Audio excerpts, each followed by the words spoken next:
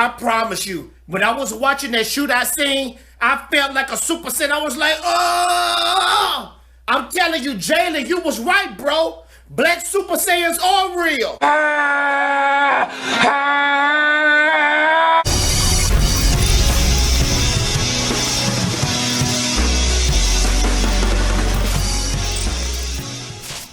What up, YouTube? It's your boy Fatal J back again with another video.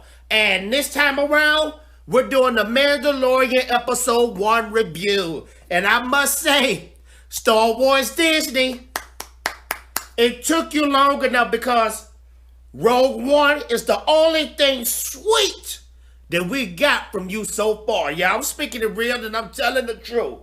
But let's get to the nitty gritty. This show here reminded me so much of the original trilogy. It had that original trilogy feel. It was dark. It was grimy. It wasn't that many just bright situations that went on. And the cinematography was just so lovely. Now, I will say this. I won't say it was perfect because some of those scenes was kind of green screening. You could tell it was on a green screen, and I couldn't rock with that. That took me out just a little bit. But overall, it still looked like you was watching a film or you were watching a movie. And what I love about the tone of this show is Star Wars, but it also felt like it could stand on its own. That was what was so dope. And a lot of people are asking, why didn't we get Boba Fett? Why we didn't get him? Why we didn't get Boba Fett? Look. We got Boba Fett for the OT. We got Django for the prequels. And for this new trilogy, we got Mando. And the reason why I'm calling him Mando, we don't know his name, but that's what the guy in the bar called him, so I'm going to call him Mando. That's kind of dope. But let's speak on the character Mando. I thought Mando was going to be completely quiet through this whole series. He talked when he needed to. Mando and this whole thing is like a Western.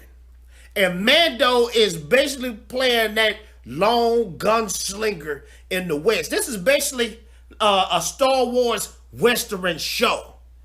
You ain't gonna get that much talking from the main hero. And now this is what I truly love the best. He put the mask on. Matter of fact, we didn't even see him put the mask on. He never took the mask off. Kylo Ren, J.J. Abrams, please take some lessons. If you're going to come in with a mask, leave with a mask on.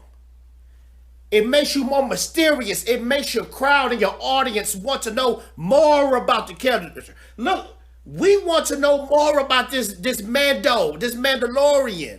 And I even love where they explored the Mandalorian culture a little bit and spoke on his ancestry. He went to one planet and one of the aliens said, "You're a Mandalorian, that's not your way."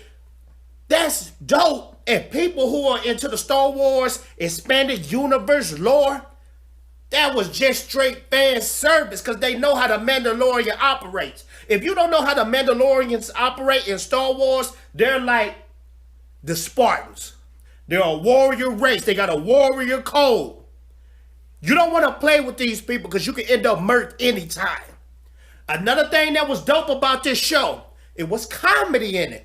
I wasn't expecting comedy, but it was comedy in the right, it was in the right situations, in the right places. It wasn't all over the place. You would have put it all over the place, it would have been goofy as freak. For instance, it was a little blue alien dude, okay? You didn't know in the beginning of the movie that the Mandalorian was hunting him down.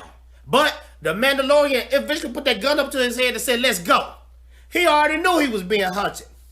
While they was on the ship, he was acting like he had to go to the restroom, trying to plan his escape.